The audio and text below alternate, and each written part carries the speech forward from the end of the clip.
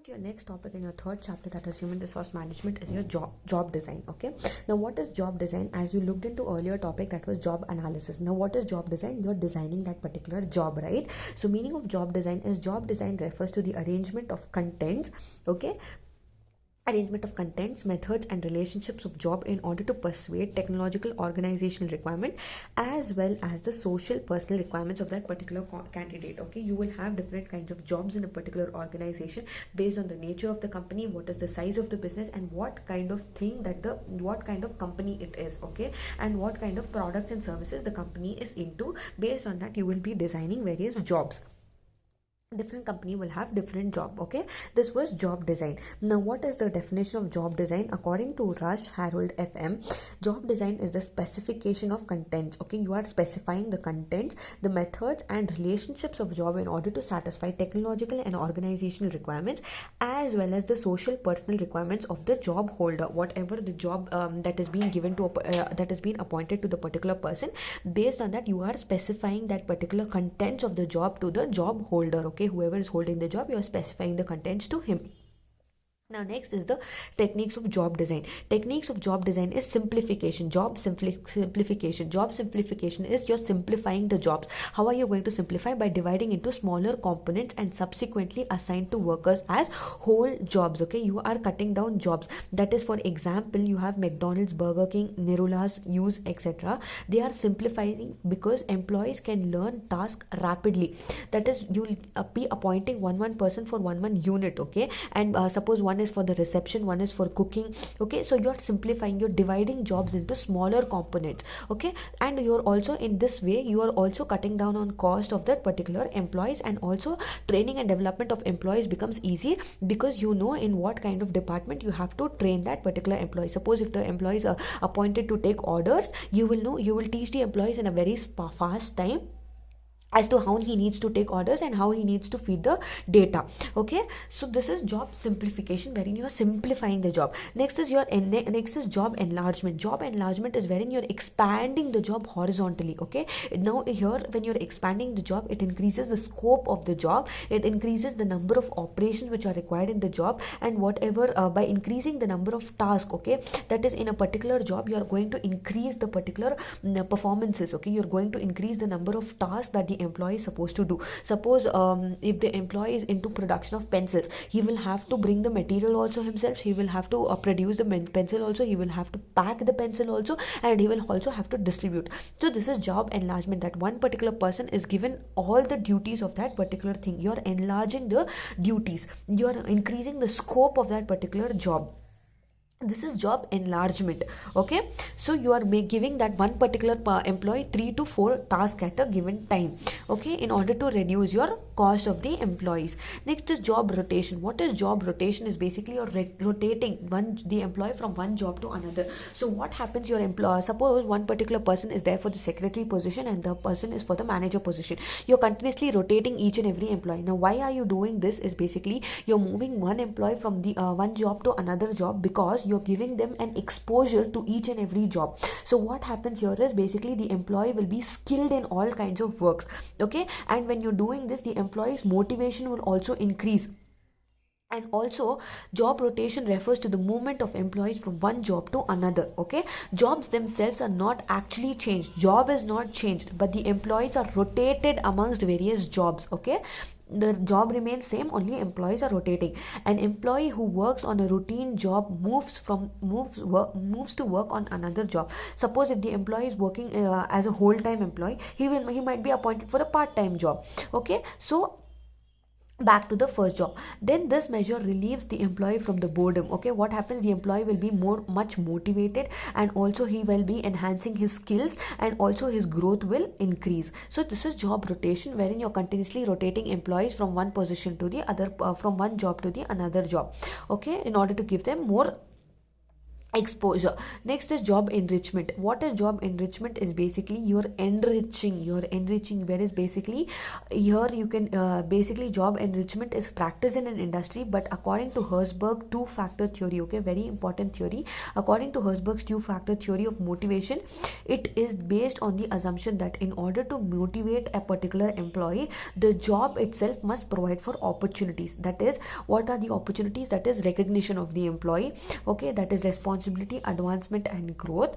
The basic idea is to restore the jobs the elements of interest that were taken away under intensive specialization. Okay, job enrichment is wherein you're enriching an employee. Enrichment, you're providing for enrichment by continuous motivation, by providing in two-factor theory. He's talking about continuously motivating the employee, wherein the job itself is creating a lot of opportunities for the employee and providing him recognition.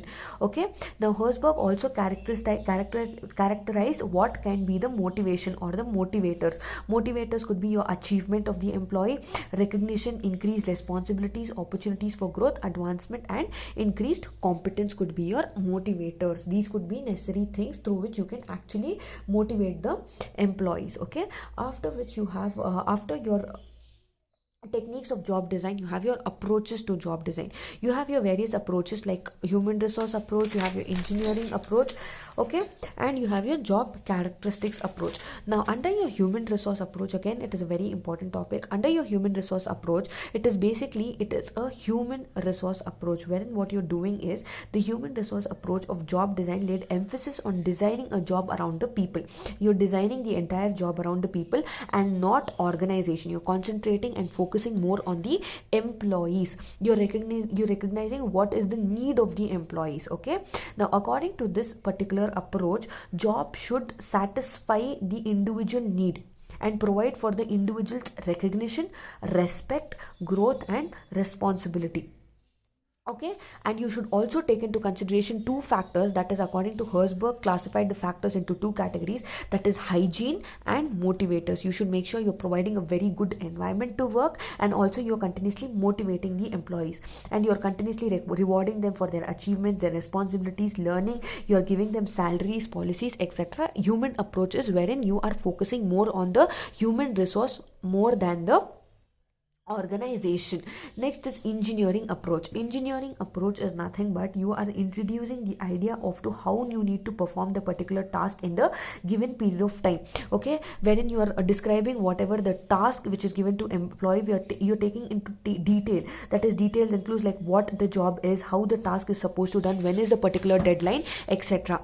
Okay, and here the engineering approach is based on how you're going to use various technology, and you're going to use various principles in order to perform that particular job using your logical sequences, using lots of execution, and this could be done only by providing effective training and development.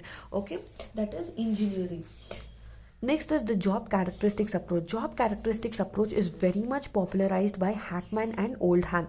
Okay, according to this particular approach, there is a direct relationship between job satisfaction and rewards. Okay, now they have these people have laid down 5 core dimensions, that is skill variety, task identity, task significance, autonomy and feedback. Now, what is skill variety? Skill variety is basically the employee must be able to use all their skills and develop new skills while dealing with a particular job.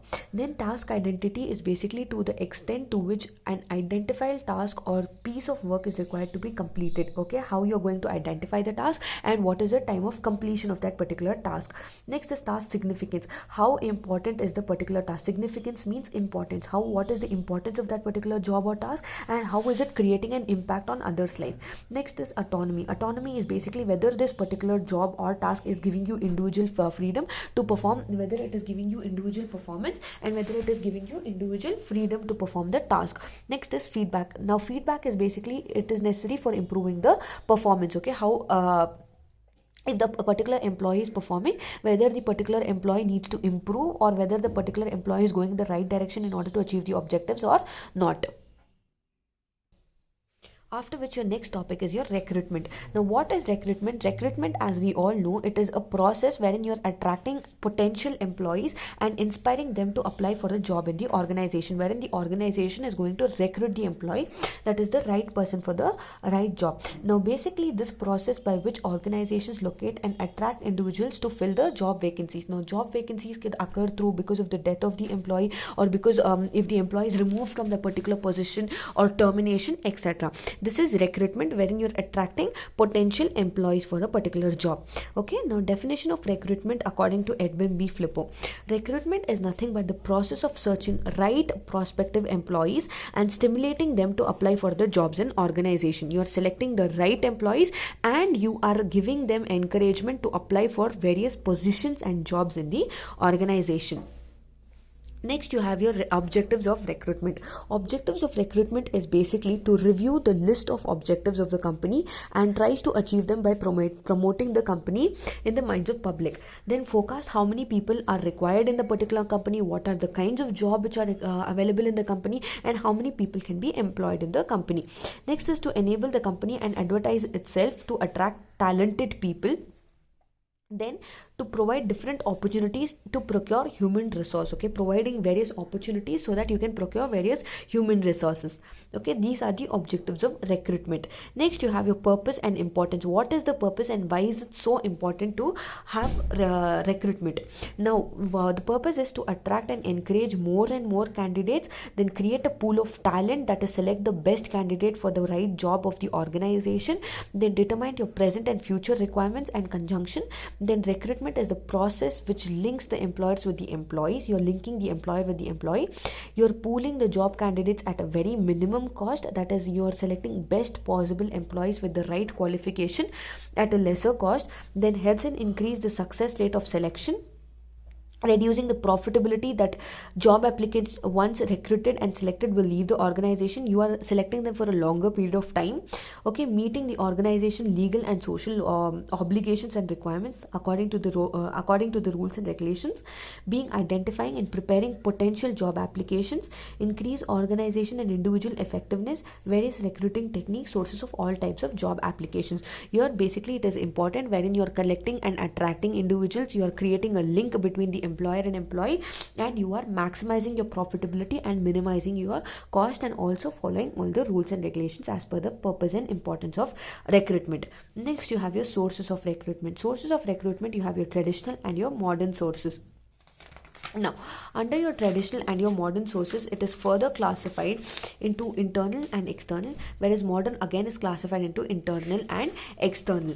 Now, your traditional sources of internal and external. Internal is basically present permanent employees. Present permanent employees are basically these employees belong to the top level positions, wherein the employees are serving the organization and catering the organization from a very long time, and they have reached a position like director, the CEO of the company, the CFO of the company, the secretary, etc. And these are the most suitable candidates for the particular job, relatingly equal to the external source, and they are also meeting all the demands of the trade union organization and the policies of the organization, and these present permanent employees are motivating the present employees. Next is retrenched or retired employee. Retrenched or retired employee is basically when in a particular organization the employees, due to lack of work, the organization will remove them from employment. Okay, that is the when you remove the employee from organization, that is called as retrenchment. Whereas if the employee is served enough period, and if the employee, it's time for the employee to leave the organization, is called as retirement. Okay, that is they are serving their loyalty and retiring. Next is dependents of deceased, disabled, retired, and present employee. Now, dependents of deceased is nothing but various organizations function as per the organization's function. When there is a loyalty and commitment from a particular employee, then they will make sure that they are providing their family members employment opportunities. Okay, such organization will give them certain types of in case if the employee's relative passes away or anything as such, they will give them their incentives, bonuses, in case if the employee has served in a very loyal position to the organization. Next is you have your previous applicants. Previous applicants is nothing but those who have previously applied. Okay, now those who have previously applied, what happens is the organization will have that particular data. Now suppose if there is an organization requirement, if there is any vacancy, then the organization will contact them for their openings. Okay, this is previous application. These are traditional sources, that is internal sources. Now what are the advantages of these internal sources? Or are nothing but it gives existing employees greater opportunity, it helps in retaining staff, then short induction training period, employer knows more about the candidate's ability, and it is very less expensive. The disadvantages are it limits the number of potential applicants, external candidates may be suited or qualified, another vacancy will be created, existing staff may feel it is right to be promoted, and business may become resistant to change. These are the disadvantages. Whereas similarly in your external source of traditional requirement, you have in your external sources of traditional requirement, you have your professional agencies. Now these professional agencies are basically those organizations or firms wherein these will help you in getting in contact between the employer and the employee. They will bring in various where they'll bring in now these are the people who will have human resource firms, and they will create biodatas and resumes for the employees. That is these agencies will further supply these biodata of required eligible candidates of these organizations who are in demand for a particular class of labor. Okay, they will help they will have resumes of various employees, and they, based on that particular thing, various employers will be contacting them asking if you know of any potential individuals or not, and they will forward this particular resume to those particular organizations. These are professional agencies. Next is you can create advertisement saying that there is a vacancy in the organization and people can apply for that particular positions. Okay, based on that selection will be done. Next is employment exchange. Employment is exchange is nothing but the unemployed can get themselves registered with these exchanges, and these exchanges will provide for a recruitment, whether it is skilled labor, unskilled labor. Based on this they can contact the employment exchanges. Next is campus recruitment is nothing but wherein in your final year the various companies will come to hire you in the particular colleges based on your competencies. Next is trade unions. Trade unions is nothing but it could be employed persons or unemployed people who are seeking for a change in employment can put a letter to the trade union leader asking if they can get them in touch with a suitable employment. Next, you have your casual applicants. Casual applicants is basically these are the kind of people who casually go and apply in each and every company through mail, or they can even go and hand over their resume to various organizations at various departments in which they want to apply. Next is data banks. Data banks is nothing but you can hand over the whatever the resume of the candidates is. These are basically collected in employment exchanges, education institutes, candidates. Now these will be saved in the computer. Okay, this is the automatically thing. You can even apply for various companies on an online basis, and all of this information will be stored in the data bank. Now as you know, there were two sources of recruitment, that was more traditional, that is internal external, and modern, which is internal external. Now next, moving on to your modern sources of recruitment. In your modern sources of recruitment, you have your internal sources of modern recruitment, that is through employee referral. Employee referral is nothing but if you have a particular person who's already working in a company, and you can ask that particular person, it could be your friend, it could be your relative, and you can ask that person to refer you. If they are already in the top position, they can refer you for a particular job in the organization. This is known as employee referral. Next is promotion. Promotion is basically where you're moving from one job to another. You're getting promoted to a better opportunity or responsibility. Your prestige is increasing, your position is increasing, your salary is increasing. Next is transfer. Transfer is nothing but you're shifting from one position to another position. It could be in the same organization, or it could be in a different organization, or it could be the same organization wherein it has a branch in a different city. Okay, it could be for a better responsibility, duty, or wherein you are promoted to a good duty, responsibility, and also your skill or salary might be increased. Okay, next is your external source of modern recruitment. It could be, first is walk-in. Walk-in is nothing but wherein any company you can just go walk in randomly in order to give your interview. Then you can hand over your particular resume where at a particular date it could be you'll have come across various walk-in interviews and all of these, and you can go and get yourself based on that you can go and give your interview and get selected if you have the potential. in you. Next is consultant. Consultant is nothing but it is just like walk-in. It is just regarding a particular job, whether you want to see whether the particular selection process, whether the individual is capable for that particular job or not. Next is you have your head hunting. Head hunting is nothing but you are selecting your senior most positions, when you're seeing that whether it is the again you're seeing most capable employees in order to fill up the particular job. Next is body shopping. Body shopping is nothing but wherein you're taking into consideration a lot of people, and based on that again you're selecting the employee based on their capability and capacities to see whether they have a body shopping is also known as employee leasing activity. You're selecting the employees to work for your organization. Next is merger and acquisition. Merger and acquisition is nothing but you're merging with a particular organization, or you are acquiring a particular organization, and you are also taking into consideration their human resource. You're merging and you're using the human resource and also acquiring the human resource. Next is outsourcing. Outsourcing is nothing but wherein you're giving a part of your job, company's work, to the other people. Okay, you could bring in employees from outside for suppose you have a particular project. It is a project which is only for a duration of 1 month. So, and you you do not have such capable employee in your organization. What you can do is you can hire employees from outside only for 1 month. After that particular project is over, they can leave. Okay, so basically you can hire temporary employees on ad hoc basis. Next is customers. Customers basically your loyal customers who are basically your retail establishments, etc. These also can be taken into consideration.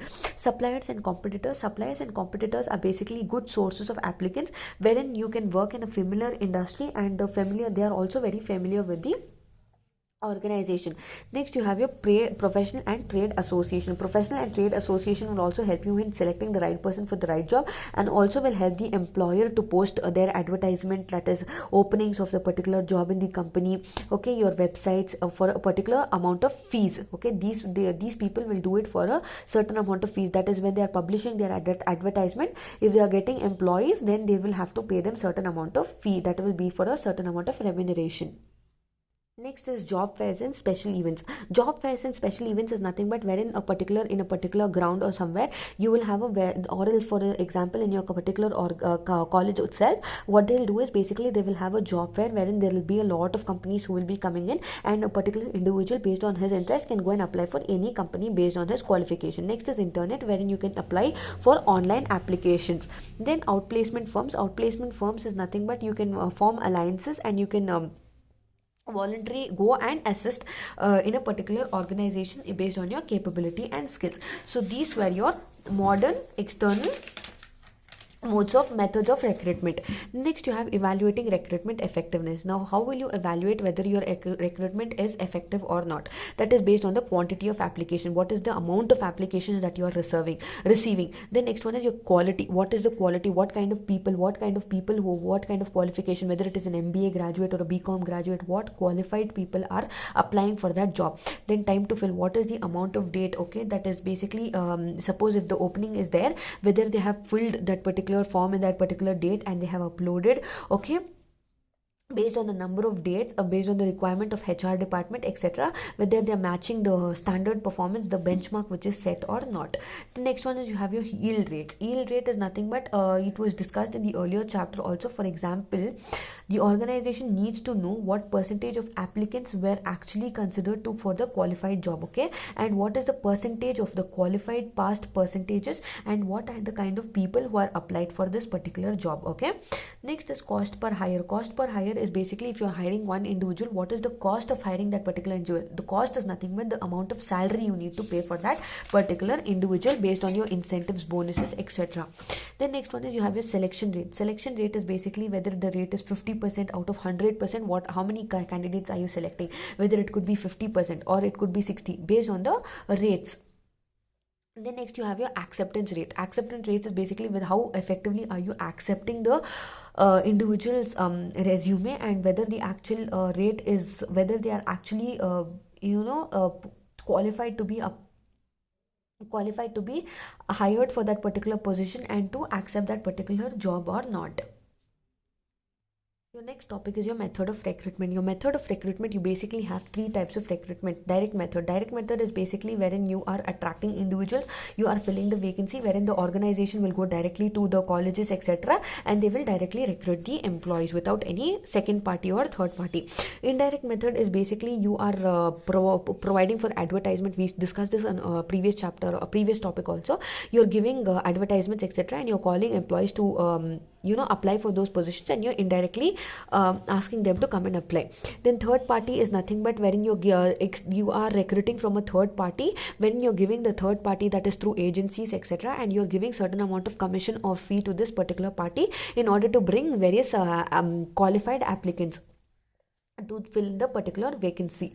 Okay, next is you have advantages of the recruitment process. You have various advantages. Just refer through the advantages and refer through the disadvantages of the various limitations and advantages. Okay, these are just to read it and understand it. It is very simple and easy for you all to understand. Now moving on to your next topic, you have selection.